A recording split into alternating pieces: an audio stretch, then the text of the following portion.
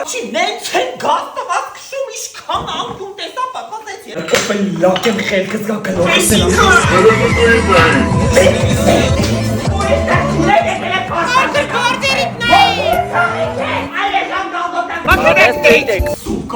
Կարնարմյա տոֆելակ է։ Ես շուտով հոգեկան կդառնամ։ Այսօր ինձ 3 անգամ գցում էին ավտոյի տակ։ Վախենում ա երեխեքի մենակ դուրս